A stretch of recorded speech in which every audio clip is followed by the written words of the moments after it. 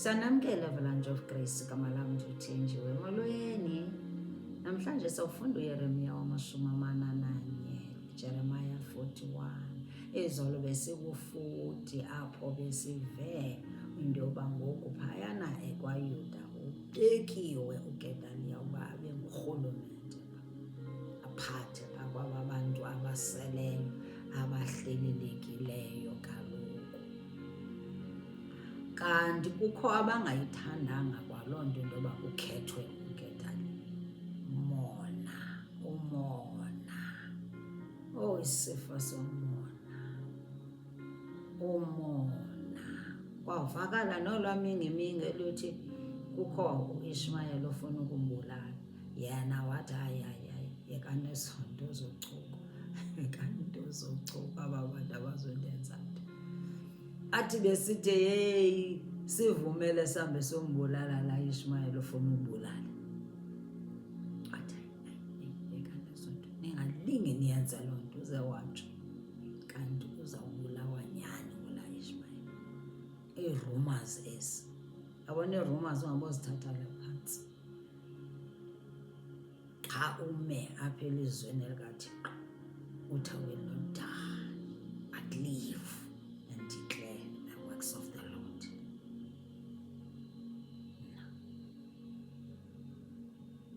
Ungathatheli phantsi ii-rumors ndoxele empilweni yakho. Sifunda verse 1, verse yokuqala ithi ke ngoku kwathi ngenyanga yesixhenxe u-Ishmayeli, yena lo Ishmayeli bekuthiwa ufuna ubulala uGedaliya, unyana ka-Elishama, owayengumntwana wegazi, wayengumntwana wegazi, eyona nto enomona, wayefuna kubekwe yena. Ekwayingqwayingqwayi kakumkani, waya eMizpa kuGedaliya, unyana ka-Ahikam, ehamba ne10 lamadoda. Yabona ukuthi uhamba kamnandi, uyavarhasha ushoya into ukuthi heyi abantu bazenjonga nje kumnandi zii-friends kuyahleka, kanti iintliziyo zingaphakathi imbi, intliziyo imbi kaLukhosi. Nanku behamba ne10 lamadoda baza batya kunye. Kwathi ke besahleli etafileni apho u-Ishmayeli nala madoda 10 kunye noGedaliya kuhleliwe etafileni kunjalo. Verse 2, suka u-Ishmayeli unyana kaNethaniya kunye nelo 10 lamadoda ayahamba naye baphakama bamxabela ngekrele uGedaliya, unyana ka-Ahikam, ongumzukulwana kaShafani. Ngeso senzo esibi eso sihluko, ngeso senzo bamgwinta awayengumphathiswa welo lizwe, beseyigavana kaloku umphathiswa wela lizwe omiselwe ngokumngani waseBhabhile. Uyabona ke ngoku abantu bazawuthini? Abantu ngoyiki ngoku, bayoyika ke ngoku abantu, babuyisele emva ebuhlungwini bokushiywa ngabantu abebehleli nabo, ngoba ngoku abantu bamkile kaloku baye eBhabhiloni, kwajika kwakubi. Ngoku bababuyisele emva bebesathi hayi nantsi urhulumente wethu, sinorhulumente omtsha onguGedaliya osiphethe kakuhle, othi makhe sihlale sitye sonwabe. 3, bawabulala namanye amadoda amaJuda onke awayeseMizpa kunye noGedaliya, akazange afe yedwa. Yabona ukuthi abantu into ukungcola. Kwakunye namajoni amaKhalethi abulawa awayelapho. Verse 4, ngomhla wesibini olandelayo ukugwinta kukaGedaliya engekaziwa loo nto, 4, 5, kwafika 80 amadoda evela eShekem naseShilo naseSamariya ayezichebile iindevu, ezikrazule izambatho, imizimba eyicentile, ayephethe iminikelo yenkonzo kunye nentlaka yeziqhumiso ezizisa endlwini kaNdikhoyo. 6. U-Ishmayeli unyana kaNethaniya wasuka eMizpa, wawahlangabeza ehamba elila. Ufikile kubo, ayelila la madoda, amanye achebile iinwele, kubuhlungu, bephethe besiya ecaweni. Caba kuthiwa make siyongena nethempilini khe kothandazela le nto enje. Ugwindwa okunjena kumntu ebebekiwe uba makasitsho. Yizani, eva badibana nabani ke ngoku? Badibana no-Ishmayeli, yena umgwinti lo.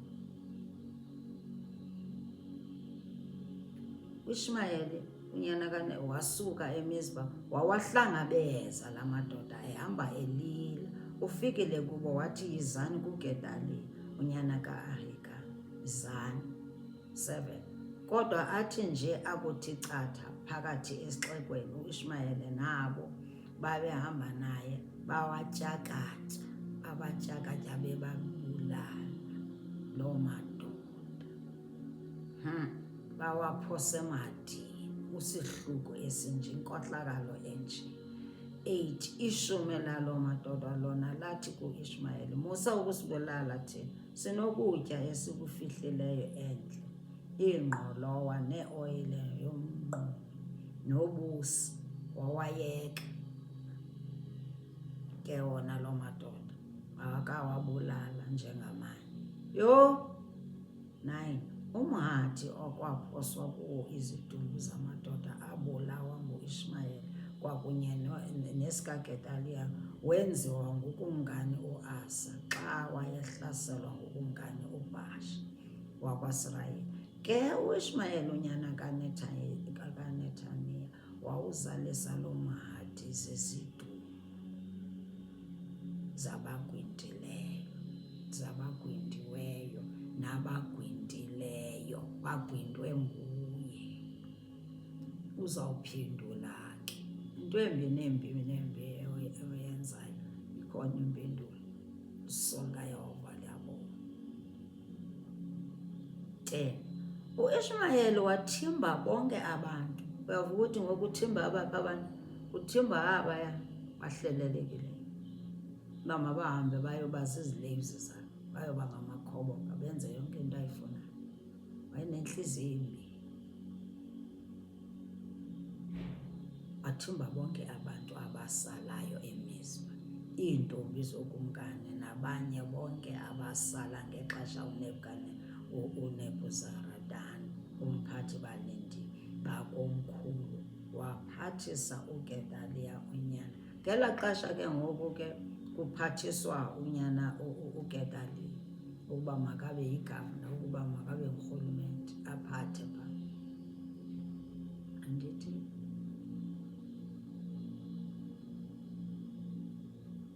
ngela xesha lokumkani kwasala nabanye abanintsi, ndasala phaya, kwasala noGedaliya. Bachaza loo nto pha ukuthi ke ngoku ke kwasala, wathimba bonke abantu abebesele, aba behlelelekileyo nabanye bakokumkani. Iyachaza ukuthi khona abanye abebeseseleyo bathinjwa, bahamba nabo bawelela okwelase-Amoni. 11. Kwathi bakuvakala kuYohanani unyana kaKhareya kunye nabaphathi mabutho. Laa Yohanani ngulo wabethe ndifuna umbulala ngokwabo. Kunye kwavakala ke ngoku nabanye amabutho bonke ububi obenziwe ngu-Ishmayeli unyana kaNethaniya. Bavakala ngoku esixekweni ngoku kwiindawo ngeendawo uba ugwindiwe uGedaliya, ugwindwe ngu-Ishmayeli. Banduluka nawo onke amadoda amabutho abo baya kuhlasela u-Ishmayeli. bathi masihambeni somhlasela sizomyeka kaloku akazukwenza ukukhohlakala kunjena simyeke. Bamfumana emise ngakwelinye ichibi elikhulu laseGibhiyoni. 13 Bavuya abantu babehamba no-Ishmayeli bakubona uYohanani esiza nabaphathi bamabutho. Abavuyayo ngaba bebethinjiwe kaloku bathi yeke nanku uLukhosi, nanku uYohanani uzasikhulula esiza nabaphathi mabutho batheke. 14 Bajika bonke abo babethinjiwe babakhupha nyani ngelithinjweni ngu-Ishmayeli. Abebethinjiwe ngu-Ishmayeli bajika bangenela kuYohanani unyana kaKhareya ngoba bathe eseza nje nabavuya bathi olunkethi usithumelele uYohanani nawe sisi kwaba bebethinjiwe. Abantu ukuthi baseneengxaki ezibuhlungu, inhliziyo zisebuhlungu yonke le nto leyenzeka. Ngoku yena uyabavuselela, uhlasela bona aba baseleyo, isihluko esinjalo. 15 Waphuncuka kodwa yena u-Ishmayeli unyana kaNethaniya namadoda asibhozo baya kutsho kwelama-Amoni. Utsotsi yaloyika kaloku ibhozo, soyika ngokubulawa nangu ephuncuka. Into ifunayo ukubulala abantu, akafuni ukubulala, akafuni ubulawa yena utsotsi. Aloyika ibhozo. Kodwa yakhe neyakhe imini yeza ndikuxelela. Baphuncula namadoda asibhozo. 16 uYohanani unyana kaKhareya ekunye nabaphathi mabutho bajika namasalela. Thixo soloke nawo amasalela. Amasalela soze ngabikho esalela. Nawe ulisalela kuloo family. Yolo Thixo unenjongo ngempilo yakho phaya njengoba ulisalela. Khonza yena ke, uthembe yena ke. Ugcinwe nguye,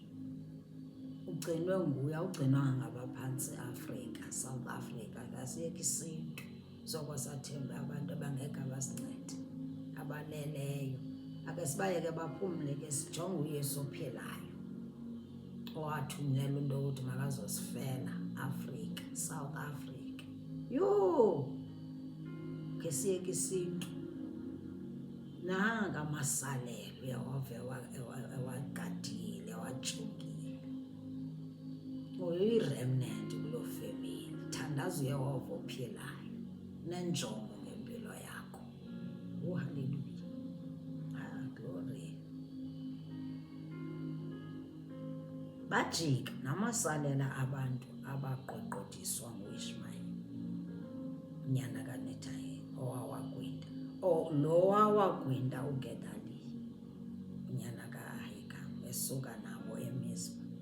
Yayingamadoda axhobileyo, abafazi nabantwana namagosa asebhodo awayevela nawo eGibhiyoni. 17 Banduluka bemisa eKhurethe Kehamu ngaseBhetelehem kwindlela yabo esinga eyiphutha.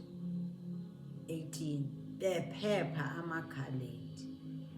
Babesoyika kuba u-Ishmayeli unyana kaNethaniya wagwinda uGedaliya unyana ka-Ahikamu owayemiswe ngukumkani waseBhabheli ukuba abe ngumphathiswa welo lizwe.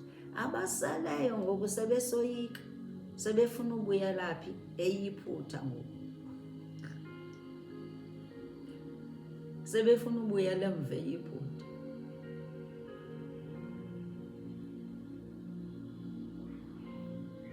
Afuna usuka apho uYehova kwindawo abebeke kuyo ngoku uYehova ngoba wababeka kwela lizwe. Ngenxa yazo zonke ezi zinto ezenzekayo, andithi izinto ezenzekayo ukuthi ngoku xa kukho ingxaki kakhulu sisibona into ukuthi masithuthe sihambe kwesiye kwezinye indawo, kanti ayo-solution. Zizawutshana lapho uya khona. Ngcono uhlale kule ndawo, themba uThixo. Into enkulu yokuba masithembe uThixo ngoku kwiintsuku zokuqala.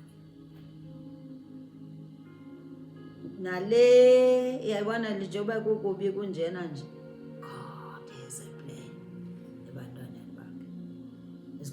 heal his children kwichapters ezilandelayo.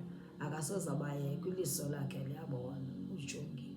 Nakuwe ke funeka wazi ukuthi kunjalo, uthembe yena amaxesha onke. Sekukubi uwenze njani, uthi kodwa mna ndithembe yena, amaxhoba ayakhawuleza. Ube nelizwi omakulo elithi abathembele kuye basoze badaniswe.